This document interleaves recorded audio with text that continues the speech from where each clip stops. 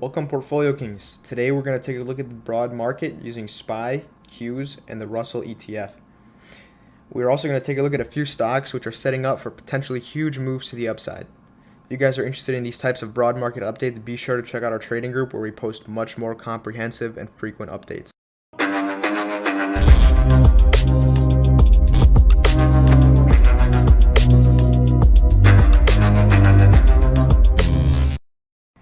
So here we are on the S&P 500 ETF.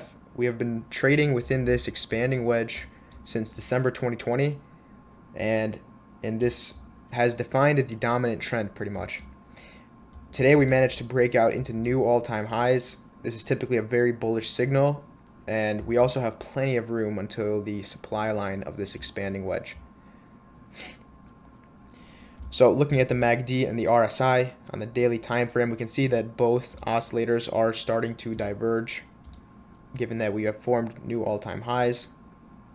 This is a bearish signal, but we can't worry about this too much yet because these can continue to diverge indefinitely. So we need to see some kind of bearish price pattern or some kind of catalyst in order to be able to act on the divergences. So the weekly divergences tell us a completely different story.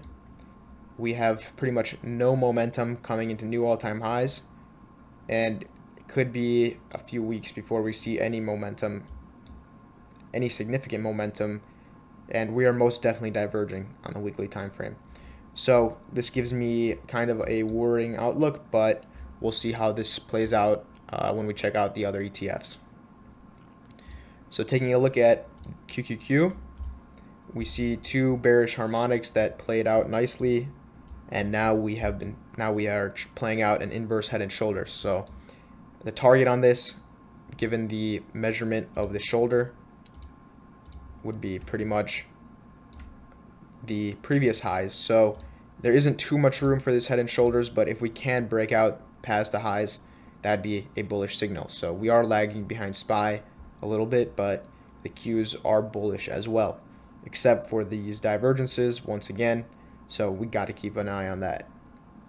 As soon as we form, it's not a divergence yet, but as soon as Qs forms new all-time highs, this looks like it could be diverging. So on Russell 2000 ETF, we see that we're pretty much breaking out of this sideways consolidation period. After an insane rally. This is the weekly. So zooming in, we can see that it was a symmetrical triangle, and we're breaking out now, coming to retest it, which is great. We have no divergences. This is not even a divergence. So the oscillators are looking good, and the price is looking good on IWM. If we look at the weekly time frame, once again, we have no momentum. So this is definitely something we should keep an eye on, because it could signal some medium-term bearishness. So now taking a look at individual stocks, you can see Airbnb. So after an unnamed bullish harmonic structure, it's unnamed because Scott Carney has not identified measurements for it yet, but we still trade it because we understand the structure behind it, and it hits the fibs. It has a structure. It's at a demand zone. So as long as we have bullish confirmations, we can use the targets of this harmonic, which end up lining up with regular price targets. So we had a symmetrical triangle down here, which kind of initiated the rally. We alerted this to our members back in late May, and they've already been riding out the trade nicely and took some profits. So we are looking to re-enter around this 138, 140 level. This is a great place to rebuild positions as long as the price continues to form this new higher low. And our first target would be around 160, second target around $180 for a 40% gain from our initial entry point. So we did diverge here, and that's kind of why we are correcting. So it's nice to see that we're trying to reset the oscillators, and we could see some more correction here until the oscillators stop diverging. So as long as the market continues bullishly, Airbnb looks great. Next up, we have JMIA. JMIA recently broke out of this falling wedge, And since then, it pretty much doubled from 16, since 18 to 32, 33. So we're looking to get a re-entry here around 27. We originally entered during this breakout. So re-entering here around $27, $28 would be nice. And it would allow us for 77% gains to the upside. And so bearish divergences, obviously. So this correction is not surprising. So once we can accumulate here a little bit and then break out of this $33 range, then we should be able to see $48, $50 pretty easily. And finally, we have QS. So QS is a very beat up stock. I remember trading it during this rally up to the upside, but since then it has pretty much been getting beat up.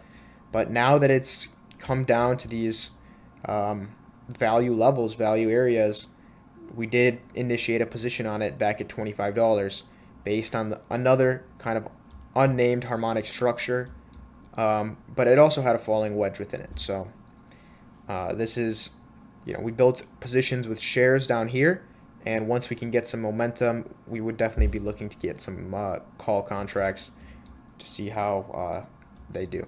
And once it breaks this $30 level, we should be able to see $40 relatively easily. And then once we break the $40 level, we should be able to see $50 to $65 relatively easily as well. So if we can get a catalyst on their solid state battery, that would be a great bonus to this trade.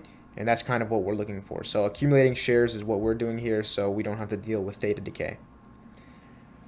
So with all these stocks, it's crucial for the broader market to continue upwards. As we know, we need it to show bullish strength. Otherwise, these are probably not going to play out, or they're just going to stay flat for a while. So if you're interested in how we're personally trading these setups, or you want to learn more on how to find these setups for yourself, be sure to check out the caption in the video to get a link to our trading group. We offer a 2-week free trial with no sign up required, no credit card, no account. Just come see what we're about. Come see how we're trading stuff. We do a lot of stuff that other groups don't, so 2 weeks is plenty of time to get used to our group and see what's up. So as always, if you enjoyed this video, please feel free to leave a like or subscribe, and have a great day, traders.